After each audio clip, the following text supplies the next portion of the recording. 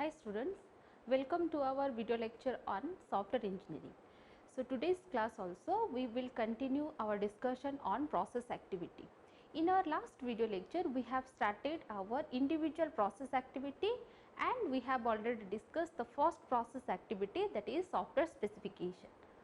So by completing the first activity, that is software requirement specification, we will get a SRS document, that is software requirement specification document.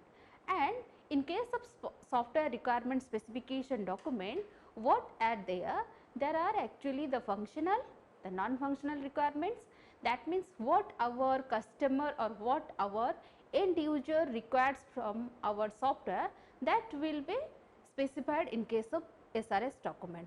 Once we get our SRS document with us, then we will go for the second process activity, that is our design and implementation.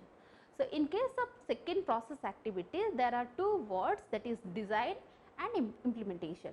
The first phase in case of second activity is to design the system and the second phase is to implement the system. So by completing the first activity, we have now the SRS document. By looking at the SRS document, we are going to design our system and we are going to implement our system. So let us see what actually happens in case of design and implementation. So what is software design and implementation? The definition says that the process of converting the system specification into an executable system. So in case of SRS document, when we have completed our first activity, we have a software specification. That means in case of first process activity, we should go through the requirement engineering process. That means all the phases like feasibility study, requirement elicitation and analysis, then requirement specification and the requirement validation. In case of feasibility study, what we have discussed? We have discussed that in case of feasibility study, we have to find out, that is our requirement or the customer, whatever the customer wants from our software or what system we are going to develop, that is technically and financially feasible or not. If it is technically and financially feasible, then we will go for the requirement illustration and analysis. There we have to create a system model. That means what actually my user expect from the software and what are the functions and what are the services that my software is going to provide to the end user. Then after that we will go for designing the system. That means we have to specify the user requirement and the system requirement. That means to fulfill the user requirements, whatever the system, whatever the hardware, whatever the other software that we need. Then after the validation of the requirement, we got a SRS document. Now we have the SRS document, we have to convert that SRS document into a system architecture, that is the design phase.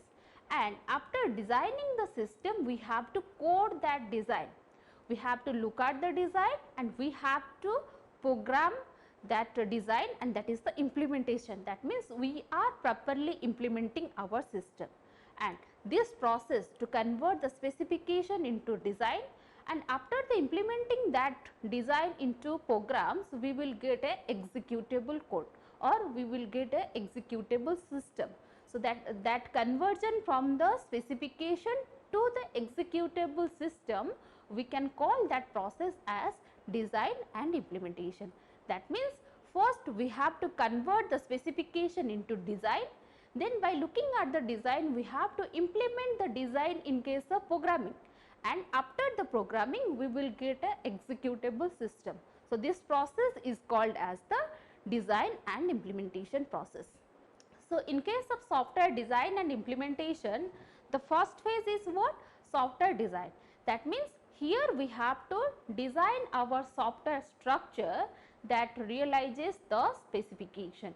That means in case of real scenario, we have to develop a system architecture by looking at the requirement specification. And the second phase is implementation.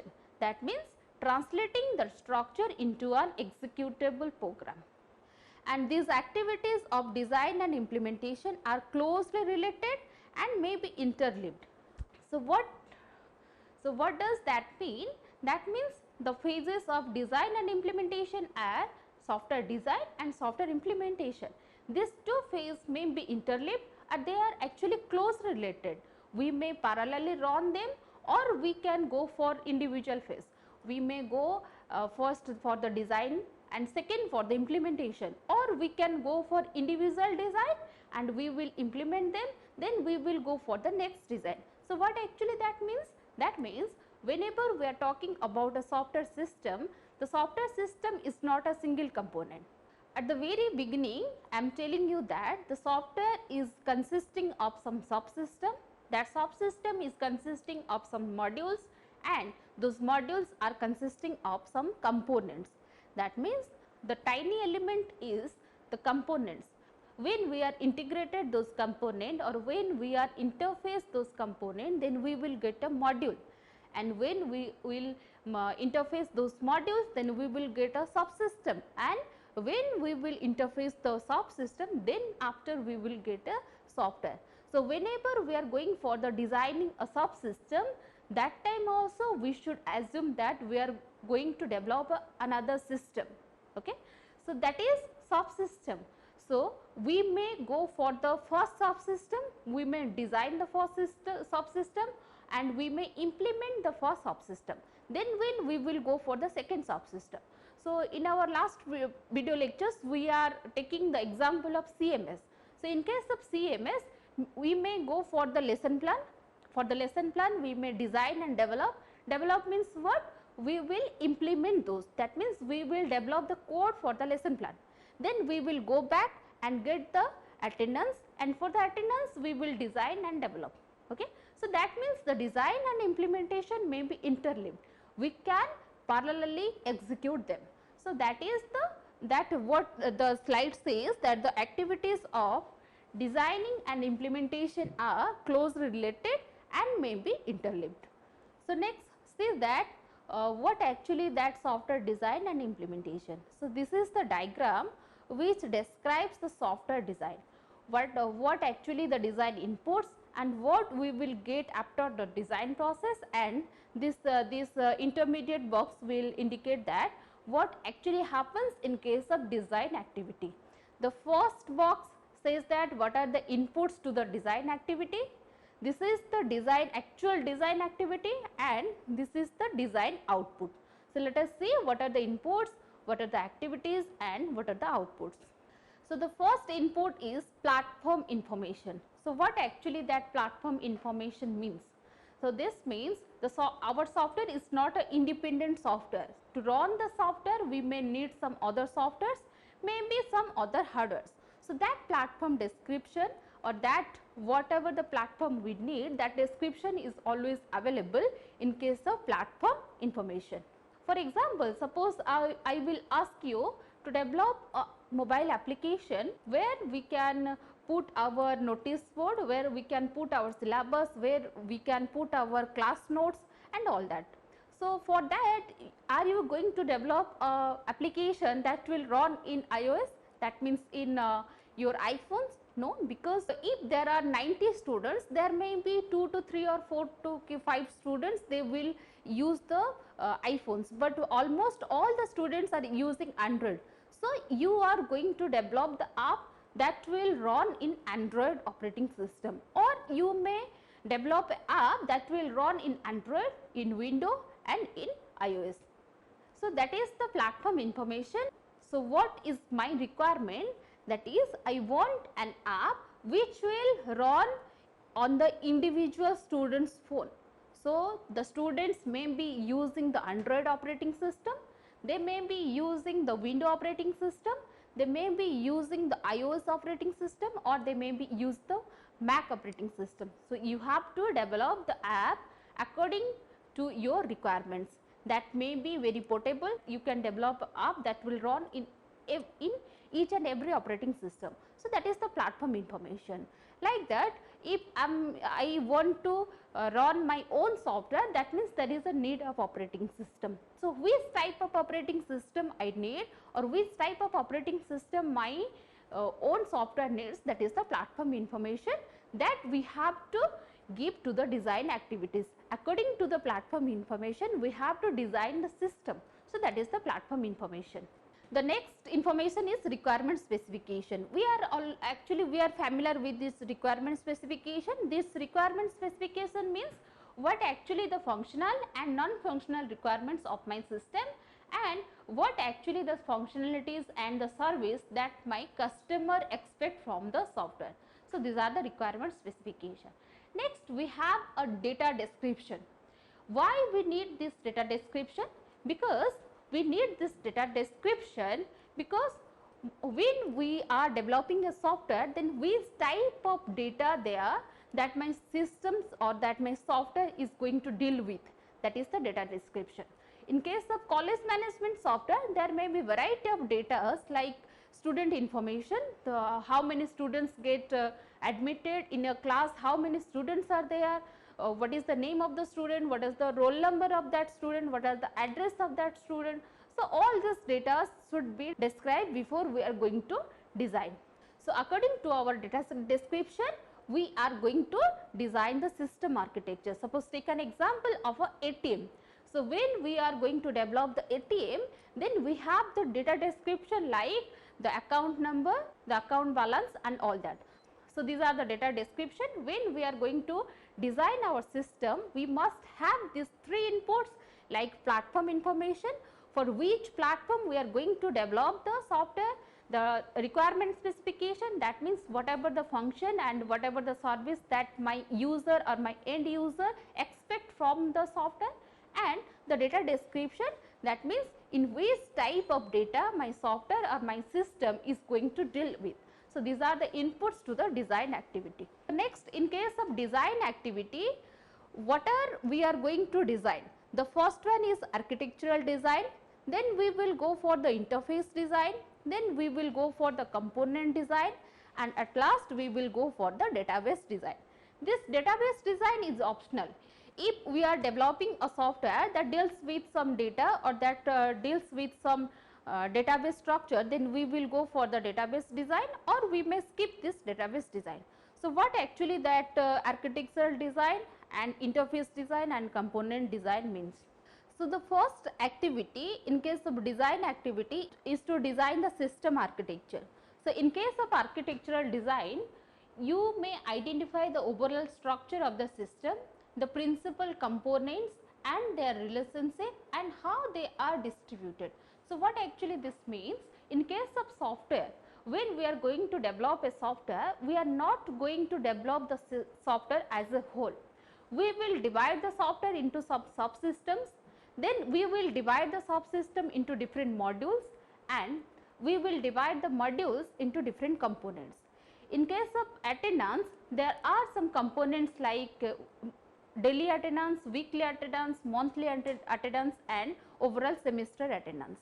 So, by looking at the overall semester attendance, we will decide whether the student is eligible to fill the form for the examination, and in case of weekly attendance, we will decide whether there is a sort of attendance, then we will inform the parents or not.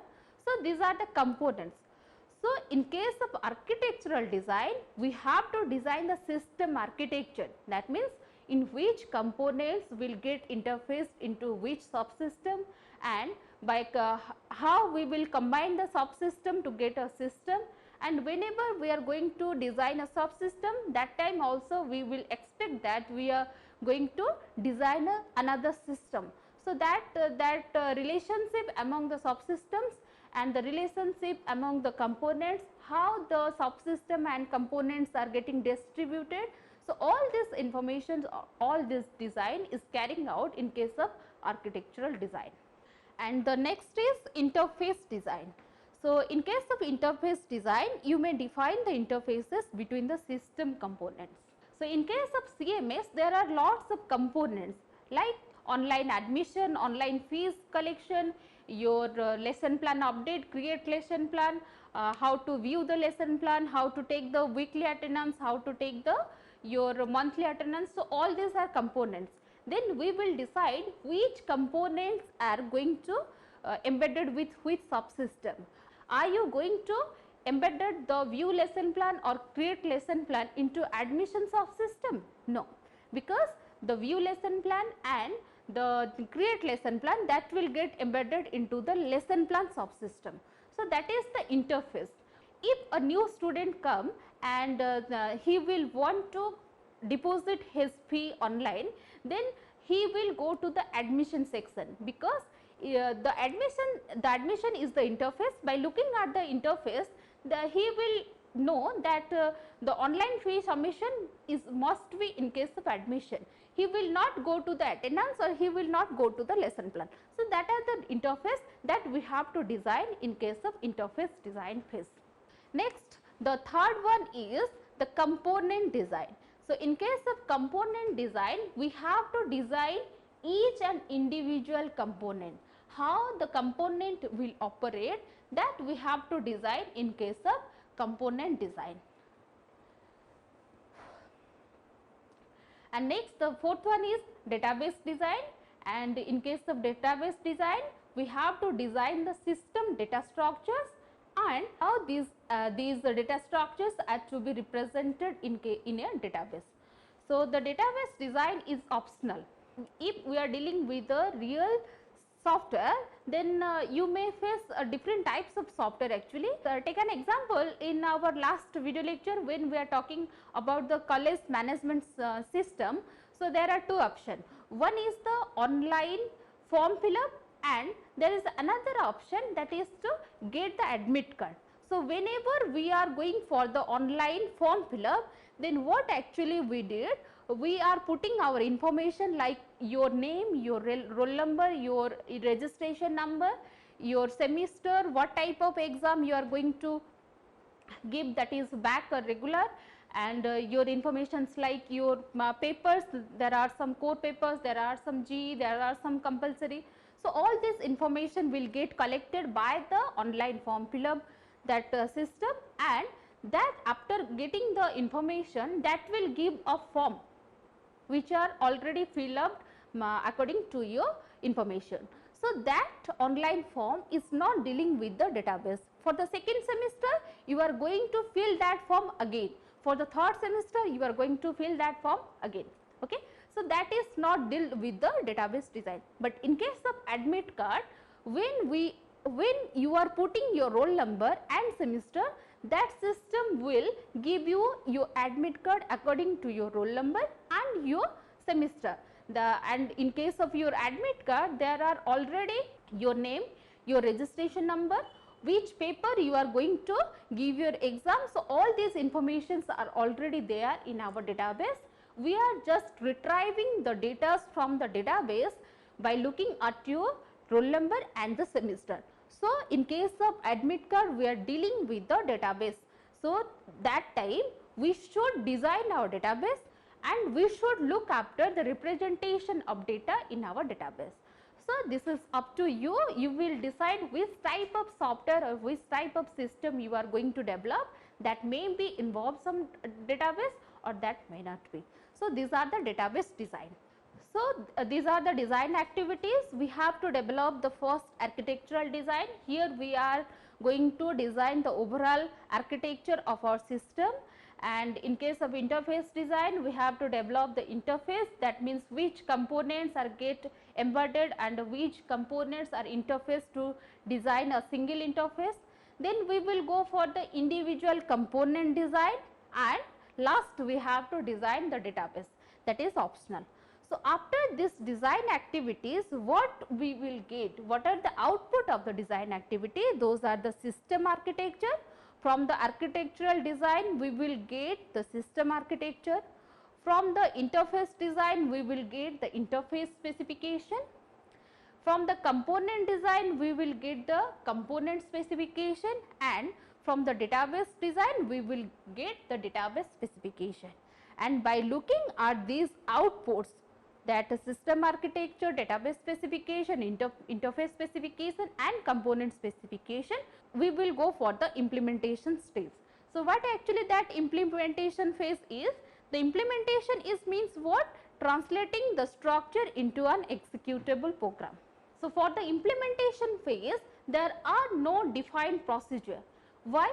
Because implementation means what? We are coding our system architecture, or we are coding whatever the output we have got from the design activity. We are actually writing the programs for each component, then we will combine those components to get the interface, then we will combine those interface to get the system or to get the subsystem, then we will combine the subsystem to get the system or the software. So, this is the coding phase. So, there is no defined procedure. So, suppose take an example in our first semester when we are learning the computer organization paper or for the C language paper, then there we will say that you can write the algorithm like this, or you can write the flow chart, or you can draw the flow chart in this manner. But we cannot say that you have to write the program in this way. My logic is different, your logic is different. That is depend on that the person which is going to develop the software, that he will how much acquainted with the programming language, that actually matters. So, there is no defined procedure for the implementation. The developer can develop the system or can implement the system in his own way. There are no prospective procedure, so he can develop the system in his own way. So, that is the implementation, and after the implementation what we will get? We will get a executable system, and by getting the executable system we can go for the validation phase. That means we can go for the testing phase. So, in case of testing there are different types of testing. In our next class we will go for the validation. Thank you.